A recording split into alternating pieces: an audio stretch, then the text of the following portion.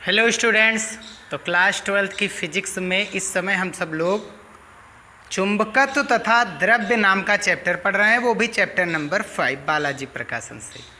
और इसमें हम सब लोगों ने टोटल 5 वीडियोस में कंप्लीट किया है। सबसे पहला क्षण चुंबक, चुंबकीय क्षण चुंबक का जो है एक चुंबकीय द्विध्रुव की भांति व्यवहार करना, और उसमें हमने उससे संबंधित परिभाषाएं पहले वीडियो में देखी। और फिर सेकंड वाले वीडियो में हम लोगों ने पढ़ा धारावाही लूप क्या होता है, उसका चुंबकीय आघूर्ण क्या होता है। और थर्ड वीडियो में हमने देखा कि इलेक्ट्रॉन का परिभ्रमण करते हुए उसका चुंबकीय आघूर्ण कितना होता है। और फिर इसके बाद हम किसी क्षण चुंबक यानी जो कि हमारा चुंबकीय द्विध्रुव कहलाता है, उसके अक्ष तथा निरक्ष पर जो है चुंबकीय क्षेत्र का मान कितना होता है। और आज हम सब लोग किसी एक समान चुंबकीय क्षेत्र में रखे गए चुंबकीय द्विध्रुव पर लगने वाला बल आघूर्ण, इसका डेरिवेशन करने वाले हैं। तो आप सभी बच्चों का हमारे अपने YouTube चैनल पर स्वागत है। चलिए हम शुरुआत करते हैं। तो एक समान चुंबकीय क्षेत्र में रखे चुंबकीय द्विध्रुव, जिसे हम क्षण चुंबक भी कहते हैं, पर लगने वाला बल आघूर्ण या बल युग्म आघूर्ण, ठीक है, ये बिल्कुल उसी के जैसा कि चैप्टर नंबर 1 में हम सब लोगों ने डेरिवेशन पढ़ रखा है कि टाउ बराबर पीई साइन थीटा होता है। इसमें क्या होगा वो चीज़ हम करेंगे। तो एक समान चुंबकीय क्षेत्र है, तो यहाँ पर एक समान चुंबकीय क्षेत्र है। यहाँ पर अब देखिए, हमको पता है चुंबक के बाहर चुंबकीय क्षेत्र की दिशा किधर होती है, N से S की ओर। तो इधर N वाला ध्रुव है और इधर कौन सा ध्रुव है, S ध्रुव है, ठीक है। तभी तो N से S की ओर आएगा चुंबकीय क्षेत्र, क्योंकि भीतर S से N होता है, बाहर N से S होता है, ठीक।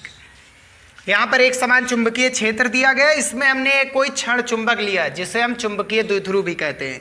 क्षण चुंबक यानी चुंबकीय द्विध्रुव पर लगने वाला बल आघूर्ण, चुंबकीय द्विध्रुव का मतलब क्षण चुंबक। क्षण चुंबक रखा गया, इसका एक सिरा S है, दूसरा सिरा N है, दोनों की प्रभावी लंबाई 2L मानी गई थी। और ये चुंबकीय क्षेत्र के साथ कितने अंश के कोण पर रखा गया, थीटा कोण पर रखा गया। और यहाँ पर हम लोग जानते हैं कि चुंबकीय किसी भी चुंबक, क्षण चुंबक या किसी भी चुंबकीय द्विध्रुव का आघूर्ण कितना होता है, m जो होता है वो m × 2L होता है, जिसकी दिशा होती है S से N की। ये हो गई, ठीक है। तो साउथ वाले पोल का जो ध्रुव सामर्थ्य होता है वो कितना होता है, -m। नॉर्थ वाले पोल का जो ध्रुव सामर्थ्य होता है वो कितना होता है, +m। अब एक फार्मूला हमने बताया था ध्रुव सामर्थ्य किसे कहते हैं। तो m बराबर हमने क्या बताया था, F/B, ठीक है। m बराबर F/B, ये हमने बताया था फार्मूला, याद है ना, पहला वीडियो इस वाले चैप्टर का। चुंबकीय ध्रुव सामर्थ्य क्या होता है, F/m। F/m वो B होता है, F/B जो होता है वो m होता है, ध्रुव सामर्थ्य। अगर हम यहाँ से F का मान निकालने जाएंगे, F बराबर वो कितना आने वाला है, B × m आने वाला है। तो इसी का यूज करना है हमको, ठीक है। और यहीं से m की वो हमने निकाला था मात्रक और विमीय सूत्र। अब हम लोग जानते हैं इधर कौन सा सिरा है, S है, इधर कौन सा सिरा N है।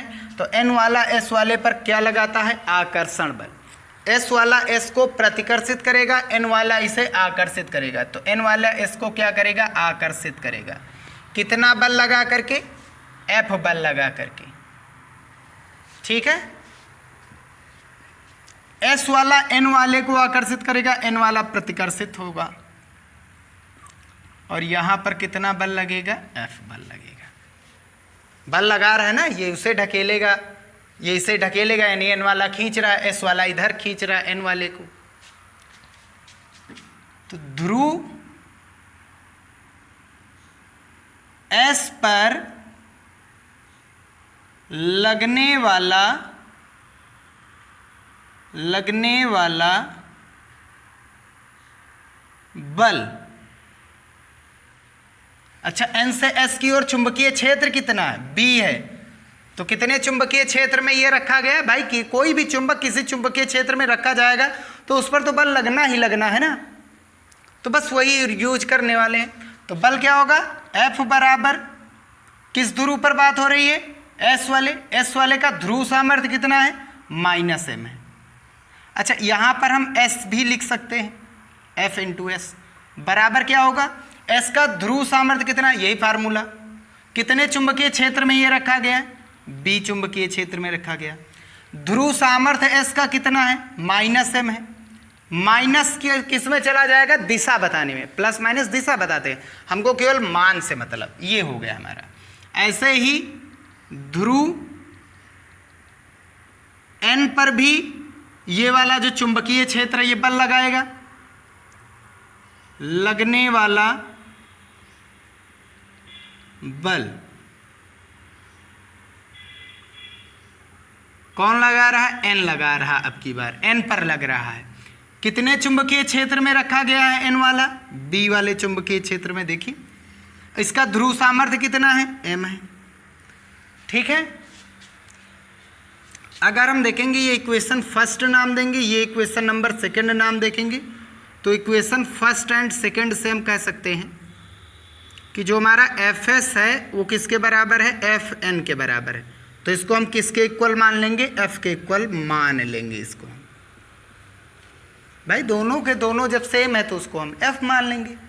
अब अगर जो यहाँ से देखेंगे तो ये ऐसे एक पेन रखा गया है, ठीक है, ये ऐसे क्षण चुंबक है।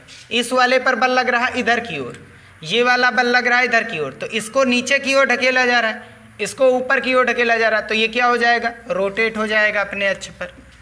ठीक है, अब क्योंकि Fs व Fn किसे? चुंबकीय द्विध्रुव को, यानी ये N और S को, या फिर कह सकते हैं क्षण चुंबक को।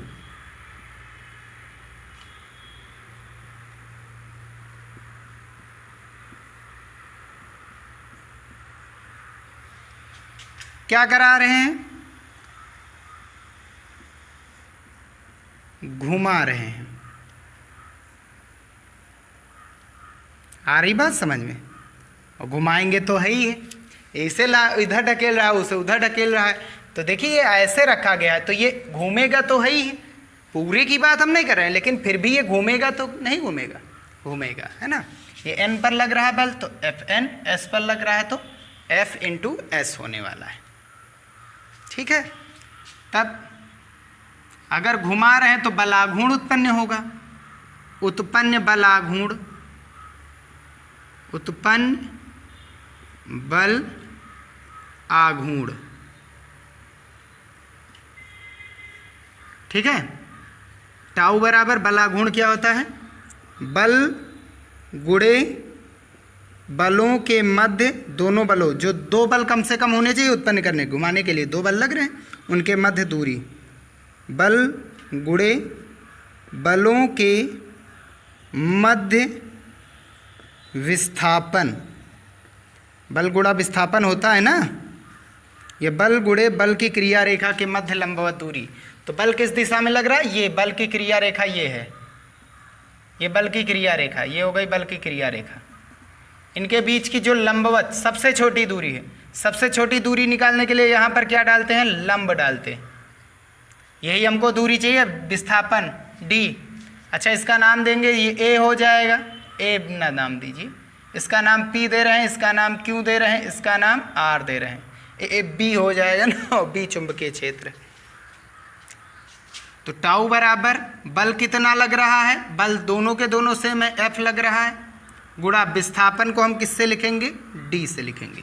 बलों के मध्य लंबवत दूरी सबसे छोटी दूरी यही तो है, विस्थापन सबसे न्यूनतम दूरी होती है। d निकाल लेंगे तो उसके लिए ये वाला त्रिभुज लेंगे। कौन सा त्रिभुज है? त्रिभुज PQR में, समकोण त्रिभुज PQR में। हमको क्या निकालना है? थीटा के सामने यहाँ पर सीधा थोड़ा नीचे और करना है ना, यहाँ पर। ठीक है, PQR। तो ये थोड़ा लमसम वही है, उतना ही है, सेम टू सेम वही है, बस ये थोड़ा नीचे बन गया है, बाकी आएगा उतना ही मान। ठीक है, ये एफ वाला मान थोड़ा सा नीचे ये बन गया है, ठीक है, कोण की वजह से, बाकी ये भी थीटा ही होगा, चाहे जहाँ से आप निकाल लीजिए। हमको विस्थापन चाहिए डी का। तो ये वाला त्रिभुज ले रहे हैं, इस वाले त्रिभुज में हमको थीटा के सामने लंब निकालना है, ये लंब है, समकोण के सामने कर्ण दिया गया, आधार तो हमको दिया नहीं गया, तो हम साइन थीटा निकालेंगे। साइन थीटा बराबर क्या होता है, लंब बटा कर्ण। साइन थीटा बराबर लंब कितना हमारे पास डी, और कर्ण कितना, देखो ये कर्ण है ना 90 अंश के सामने, 2l, एस से एन की दूरी, पी क्यू की दूरी 2l, इसको इधर भेजेंगे तो डी बराबर कितना हो जाएगा 2l साइन थीटा। ये विस्थापन का मिल गया मान। यहाँ पर वैल्यू रखेंगे तो टाउ बराबर कितना हो जाएगा, बल कितना हमारे पास है बी एम गुणा डी का मान कितना है 2l साइन थीटा। ठीक है, अब क्योंकि हमने फार्मूला पढ़ा है, m गुणा जो 2l होता है वो क्षण चुंबक का द्विध्रुव आघूर्ण होता है, यानी कि कैपिटल M होता है। तो टाउ बराबर हम क्या कह सकते हैं, एम बी, इन दोनों की जगह पर कैपिटल M हो जाएगा, और इंटू बी साइन थीटा। ठीक है, थीटा किसके बीच कोण बन रहा है, ये हमारा m हो गया, m वेक्टर, और ये हमारा b वेक्टर हो गया। तो ये m वेक्टर है और ये हमारा b वेक्टर है, तो इनके बीच कोण है।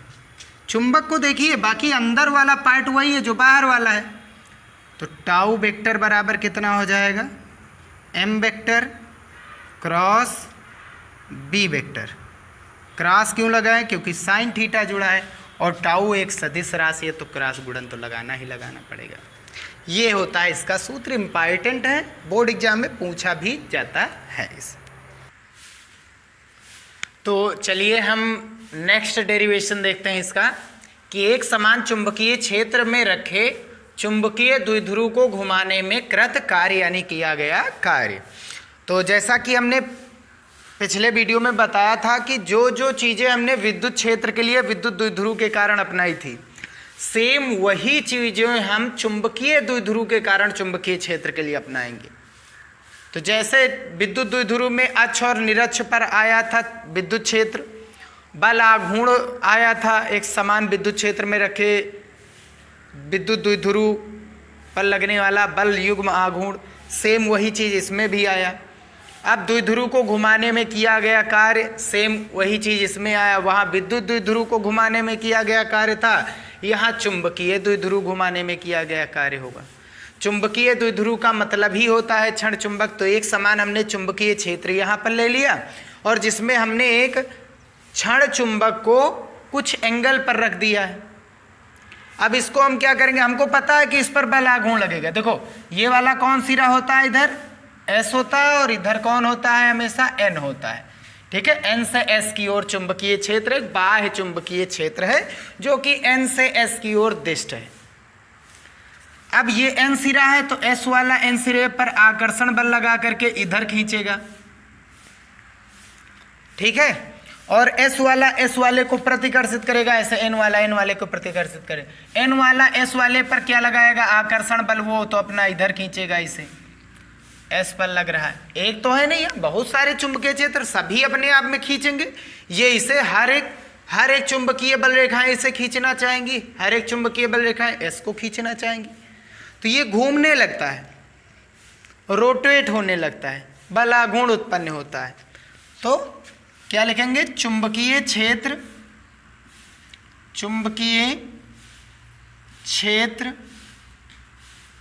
में रखे चुंबकीय द्विध्रुव पर लगने वाला बल आघूर्ण, जिसका डेरिवेशन अभी हमने किया है, बल आघूर्ण। तो चाहे धारावाही लूप के लिए हो, चाहे क्षण चुंबक के लिए हो, तो सेम बल आघूर्ण तो यही होने वाला है। टाउ बराबर एम बी साइन थीटा उसमें भी आया था, हमने बता भी दिया था, और एम बी साइन थीटा इसमें भी आया था। थीटा क्या है? एम और बी के बीच बना कोण। अब हम क्या करेंगे, बलाघूर्ण किधर लग रहा था? इधर की ओर लग रहा था ना, ये बल इधर लग रहा है, वो बल उधर लग रहा है, तो ये घूम रहा है ऐसे की ओर, ठीक है। तो ये घूम रहा है इधर, और हमको क्या करना है, इसको घुमाना है, मतलब विपरीत दिशा में घुमाएंगे हम। क्या करेंगे? विपरीत दिशा में घुमाएंगे, तभी तो बल के विरुद्ध कार्य करना पड़ेगा हमें। आ रही बात समझ में? ठीक। तो यहां पर हम लिखेंगे बल आघूर्ण के विरुद्ध, क्योंकि बलाघूर्ण यहां पर लग रहा है, बल की बात नहीं हो रही, बलाघूर्ण घूम रहा है तो बलाघूर्ण की बात होगी। तो बल आघूर्ण के विरुद्ध कुछ हम डी थीटा विस्थापन हम थीटा के बेस पर कराएंगे। क्यों कराएंगे? चलिए आगे देखते हैं। बलाघूर्ण के विरुद्ध डी थीटा कोण घुमाने पर कृत कार्य, ठीक है। तो बलाघूर्ण किसको घुमाया जा रहा है? क्षण चुंबक यानी चुंबकीय द्विध्रुव को, चुंबकीय द्विध्रुव को बलाघूर्ण के विरुद्ध डी थीटा कोण घुमाने पर किया गया कार्य, ठीक है। हमने मान लिया ये जो रखा है अभी साम्य स्थिति पर अपनी, ये हमारा क्षण चुंबक कितने कोण पर रखा हुआ है? ये रखा हुआ है θ1 कोण पर, ठीक है। और हमको इसको घुमाना है θ2 कोण पर, तो हम ये लाइन ही ले रहे हैं, ऐसे घुमाना है हमको, ऐसे कर देना है, यहाँ पर n लेके आना है, यहाँ पर s लेके आना है, इतना घुमाना है हमको।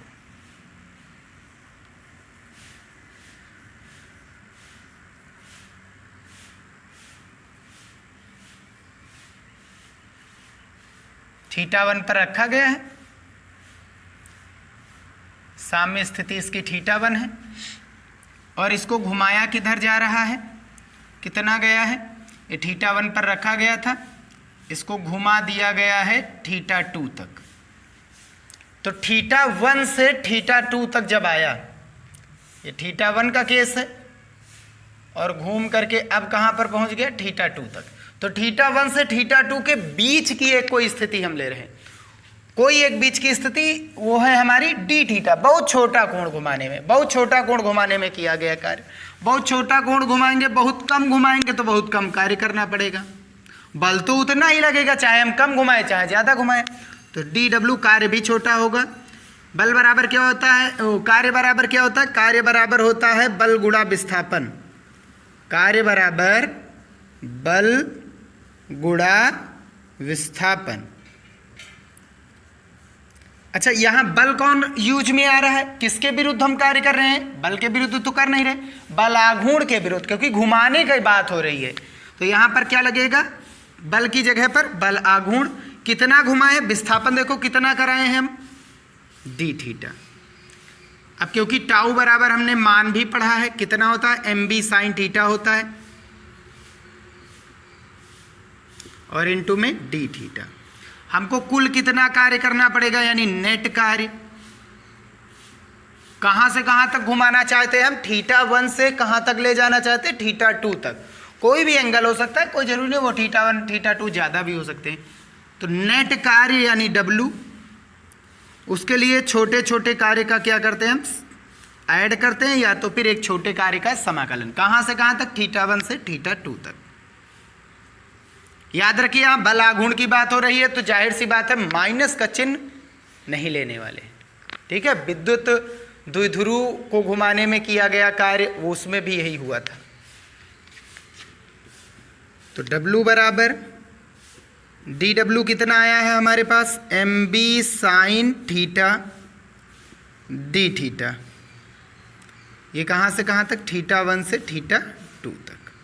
जो हमें दिया गया है उसको हम बाहर निकालेंगे, वो कॉमन हो जाता है, ये बड़ा वाला m है। तो W बराबर m और b कांस्टेंट है, क्योंकि m ध्रुव सामर्थ्य और दोनों के बीच की प्रभावी लंबाई 2l, ये तो कांस्टेंट है। b चुंबकीय क्षेत्र पहले से दिया गया, बाहर आ जाएगा।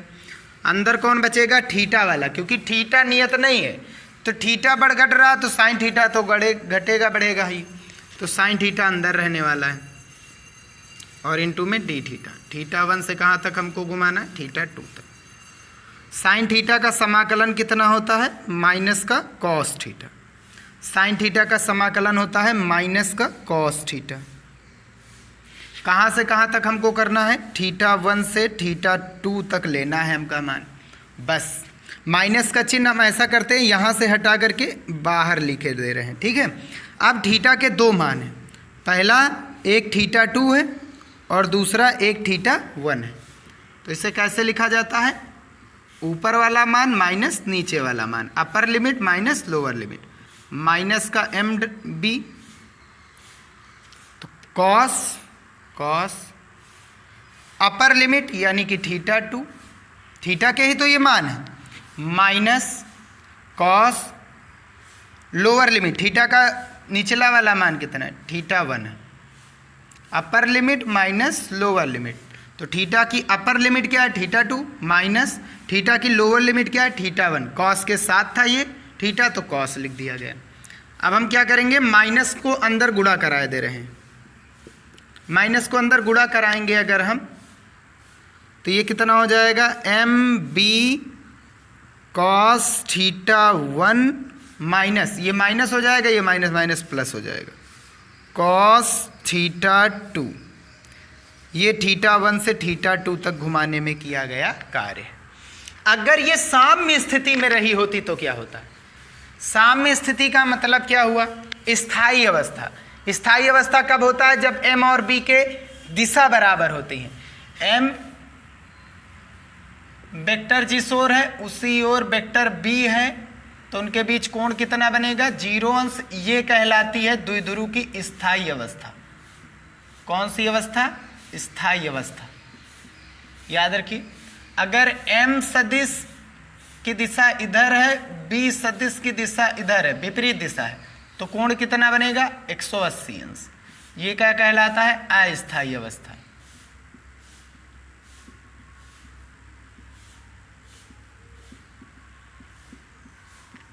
ठीक है, तो हम मान लेंगे साम्य स्थिति से, हम एक यहां पर चीज देख रहे हैं, साम्य स्थिति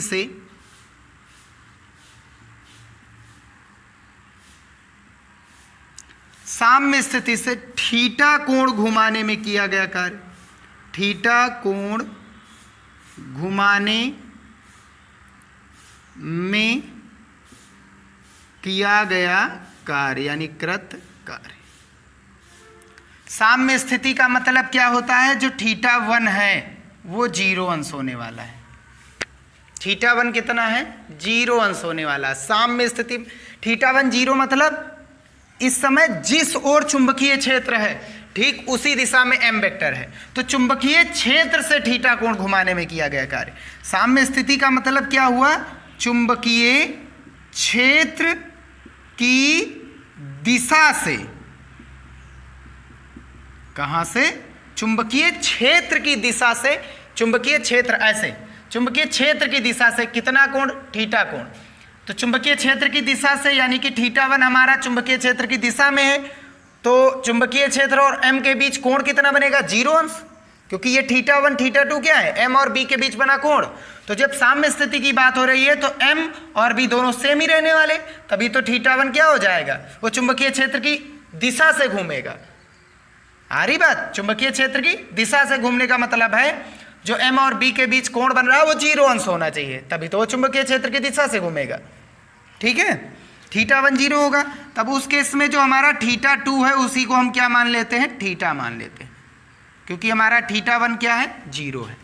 अब कार्य कितना होना पड़ेगा? करना पड़ेगा एम बी कॉस थीटा 1 का मान कितना है? 0 अंश माइनस कॉस थीटा 2 कितना मान लिए हम डायरेक्ट? थीटा। कॉस थीटा 1 0 अंश का मान 1 होता है,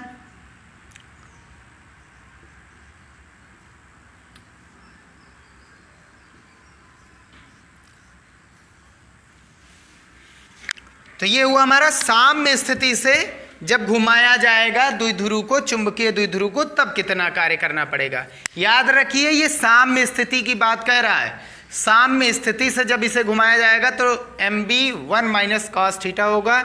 और अगर ये सूत्र पता है तो साम्य स्थिति का मतलब ही होता है जो बी के साथ ही रखा गया, बी की दिशा में ही चुंबकीय क्षेत्र रखा गया, चुंबकीय द्विध्रुव, अब उसे घुमाना है। बस इतना ही था हमारा, ठीक है। अगर बात की जाएगी यहां पर कि स्थितिज ऊर्जा कितनी खर्च होगी, क्योंकि हम कार्य कर रहे हैं और बल के विरुद्ध कार्य कर रहे हैं, तो जाहिर सी बात है यहां पर हमको कार्य करने के लिए ऊर्जा की हानि होगी। और क्योंकि ये कार्य बल के विरुद्ध किया जा रहा है तो ये किस में जाने वाला है, स्थितिज ऊर्जा में जाने वाला है। तो स्थितिज ऊर्जा क्या होने वाली है,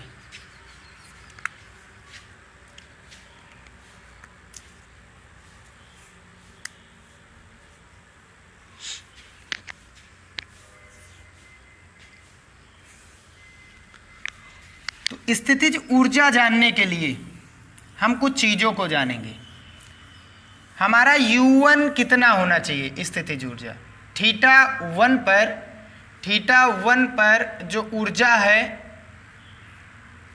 वो 0 अंश होनी चाहिए, 0 होना चाहिए, ठीक है। तभी तो 0 से स्टार्ट करेंगे, ऐसे तो समझ में नहीं आएगा।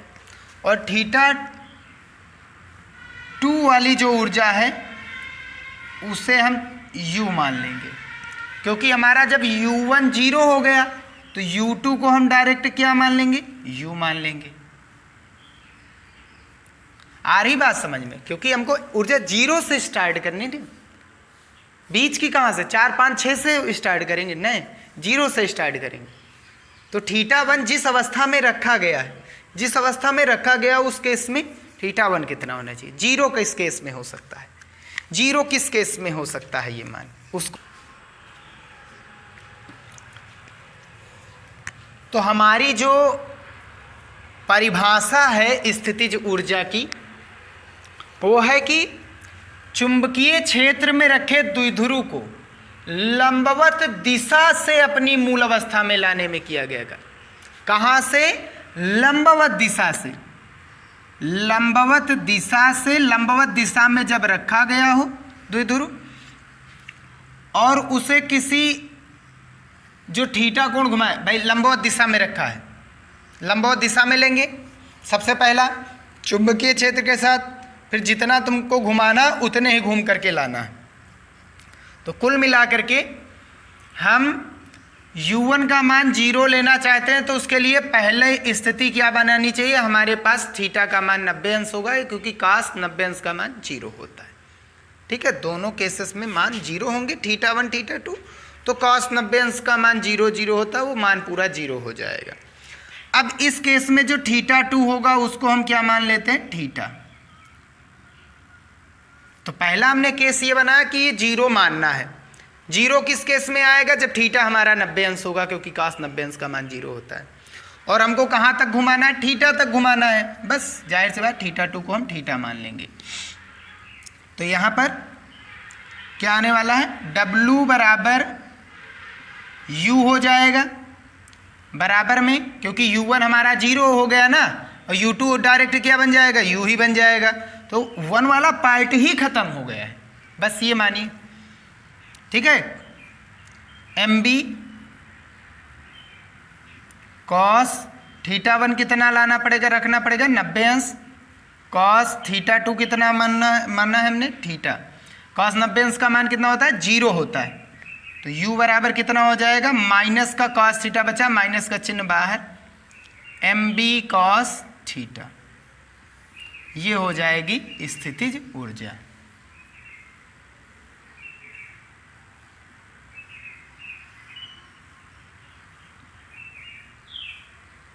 तो याद रखिए चुंबकीय द्विध्रुव को लंबवत, चुंबकीय क्षेत्र के लंबवत दिशा से घुमाने के लिए जो कार्य करना पड़ेगा, ठीक है। कौन सी दिशा से, चुंबकीय क्षेत्र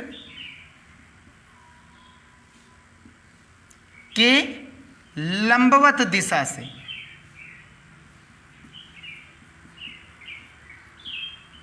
घुमाने में कृत कार्य। ठीक है, किसको? चुंबकीय द्विध्रुव को। चुंबकीय द्विध्रुव को चुंबकीय क्षेत्र के लंबवत दिशा से घुमाने में किया गया कार्य। लंबवत दिशा से ही घुमाना है हमको।